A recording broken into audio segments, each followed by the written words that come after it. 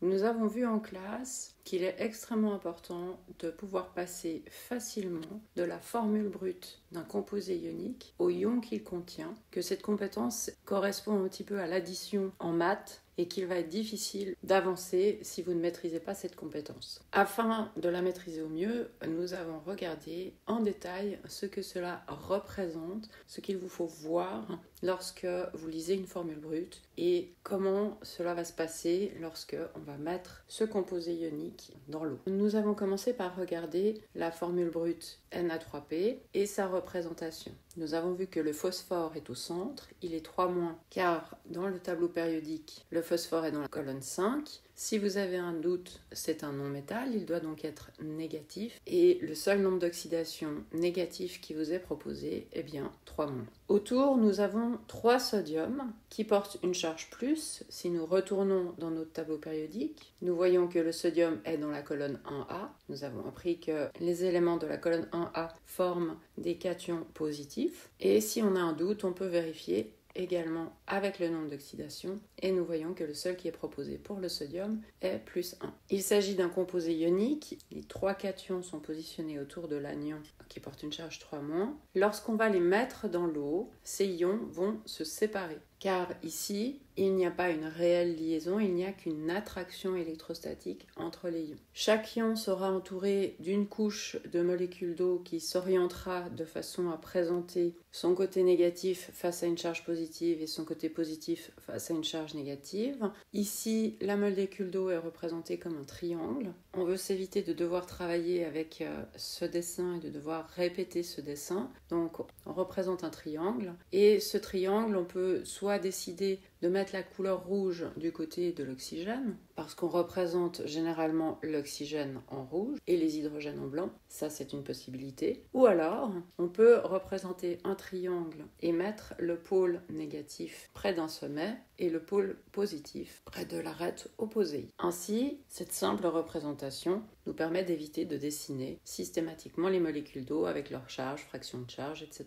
Cette dissociation peut avoir lieu parce que le Na3P est soluble. Pour rappel, pour savoir si une substance est soluble, je commence par regarder s'il y a un ion de la colonne 1A, si ça commence par un H+, c'est-à-dire que c'est un acide, ou s'il y a un ion complexe qui contient de l'azote. On en connaît 3, 2 anions, le nitrite et le nitrate, un cation, l'ammonium. Si je trouve un de ces ions dans mon composé, j'ai forcément affaire à quelque chose de soluble. L'intérêt de savoir ceci par cœur est de pouvoir aller plus vite et de ne pas casser votre concentration en devant aller dans la table de solubilité chercher une information. Toutefois, si votre composé ne contient pas un ion de ce type, vous êtes obligé d'aller voir dans la table si vous avez affaire à quelque chose de soluble ou non. Dans la table, c'est l'intersection entre la ligne du cation et la colonne de l'anion qui va vous permettre de trouver le symbole. Donc, pour notre phosphure de sodium, nous avons quelque chose qui est soluble puisque nous avons un sodium qui est dans le composé. Pour le nitrate de calcium, nous n'avons pas besoin non plus d'aller chercher dans la table puisque nous avons du nitrate dans notre composé. Pour la molécule qui est proposée en dessous, l'hydroxyde de cuivre, nous devons aller dans la table parce qu'il n'y a aucun ion qui nous dit que c'est soluble forcément. À l'intersection de la ligne du cuivre 2 et de l'hydroxyde, nous trouvons un petit triangle qui nous indique que la solubilité dans l'eau est inférieure à 1 g par litre, c'est-à-dire qu'on va considérer que ce composé est insoluble. Dernière chose qu'on a ici, qui est intéressante à regarder, c'est le nom du composé. Le nom du composé, pour rappel, c'est le nom de l'anion, le nom du cation. Dans le cas du phosphore, le nom de l'anion n'est pas phosphorure mais phosphure. Il fait partie des quelques exceptions qu'on vous a demandé d'apprendre. Les anions simples finissent en ure. Prenez simplement le nom de l'élément et vous rajoutez ure comme chlorure, fluorure, bromure, etc. Il y a 3 exceptions qui sont proches. Le P3- n'est pas du phosphorure mais du phosphure. Le S2- n'est pas du soufrure mais du sulfure.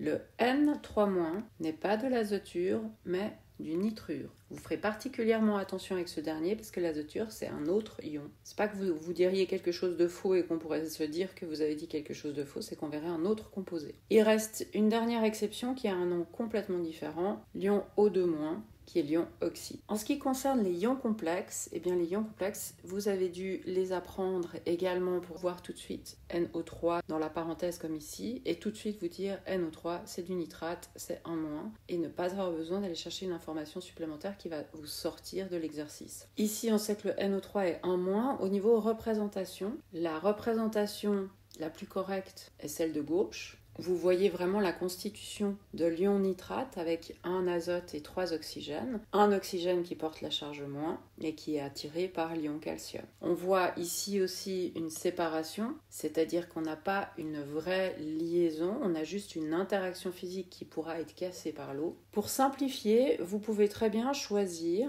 que le NO3, vous lui donnez une forme, celle que vous voulez. Alors ici j'ai mis un triangle, mais si vous voulez mettre aussi simplement un rond, ça ira très bien. Ce qu'il faut que vous compreniez vraiment, c'est que ce NO3, c'est une seule et unique entité qui ne va pas pouvoir être cassée.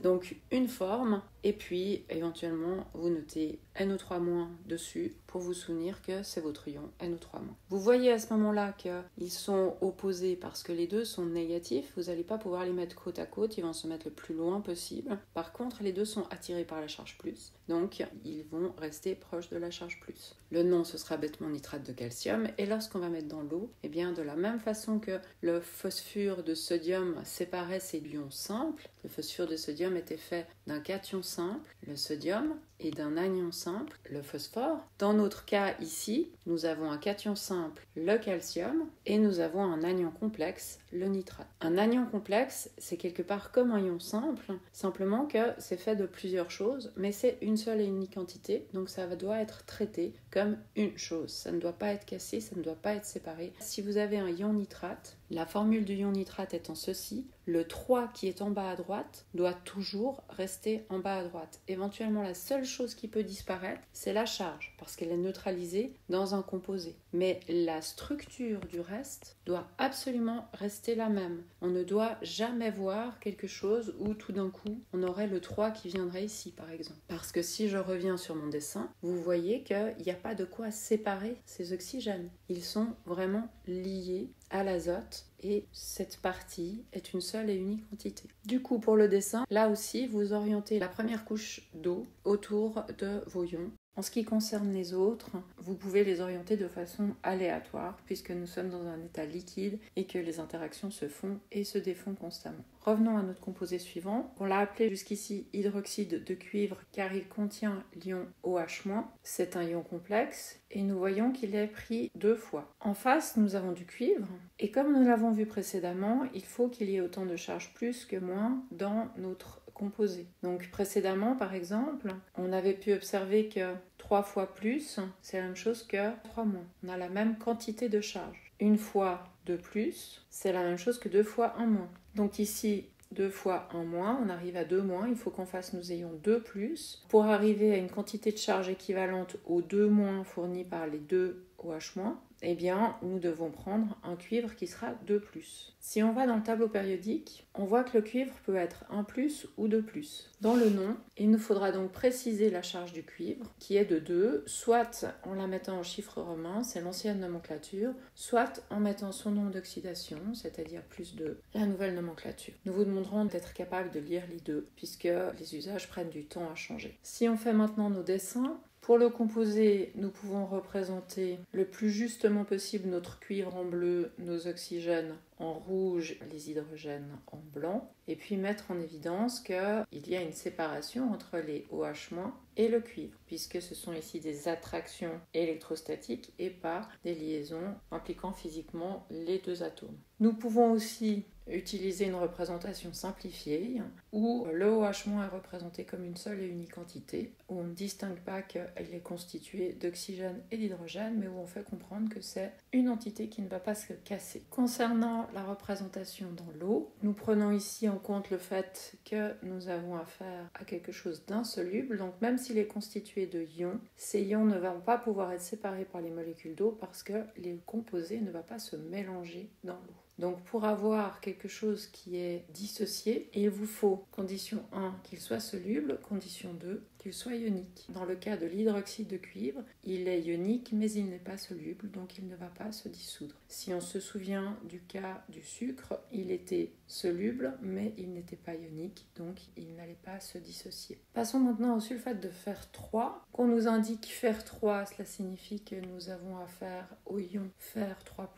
Sulfate, c'est l'ion SO4 de moins. Nous devons, comme nous l'avons vu, avoir autant de charges positives que négatives. Donc qu'est-ce qui fois 3 est égal à quelque chose fois 2 ? Bien, nous allons ici sur le plus petit multiple commun, 2 fois 3 et 3 fois 2 pour obtenir 6 charges plus et 6 charges moins dans notre composé. Au niveau du dessin, on fera attention de bien alterner les charges dans le composé parce qu'en effet, il ne sera pas possible d'avoir quelque chose, par exemple, de ce type-là, car nous aurions une répulsion entre les sulfates qui ne rend pas la formation d'un tel composé possible. Donc il faut que les charges plus et moins soient alternées et que les mêmes types de charges soient protégées les unes des autres. La formule brute du sulfate de fer, nous voyons que nous avons du fer, nous avons du sulfate, nous avons 2 fers et nous avons 3 sulfates. Le tout est lié en un composé qui est neutre, les charges n'apparaissent plus. Si nous allons dans la table CRM chercher ce qu'il en est pour notre sulfate de fer,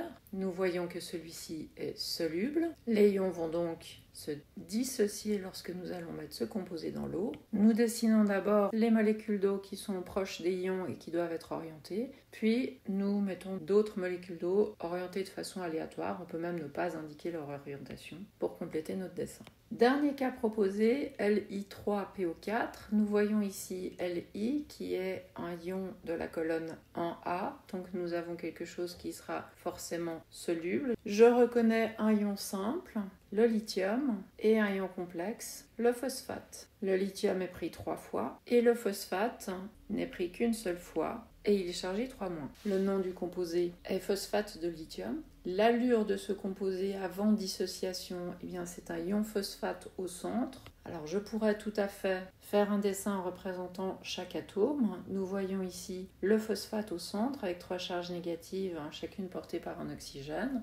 Les lithiums qui sont physiquement séparés puisqu'il s'agit ici que d'une interaction électrostatique, non pas d'une vraie liaison type covalence. Mais je peux aussi simplifier ce dessin en représentant mon phosphate comme une entité et en représentant mes lithiums autour de celui-ci. Représentation dans l'eau. Autour des lithiums, c'est l'oxygène qui se positionne de façon à ce que sa charge négative soit proche de la charge positive du lithium.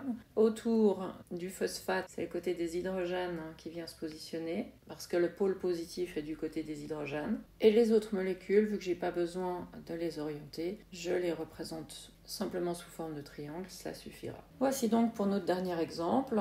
Afin de vous entraîner, je vous propose une deuxième série de 5 composés à représenter de cette façon. L'idée étant, comme je l'ai dit au début, de vraiment visualiser ce que représente la formule brute, donc d'être capable de comprendre que ceci représente ceci et de bien comprendre ce que représente ceci, notamment s'il y a dissolution, de bien voir que ce sera séparé par les molécules d'eau.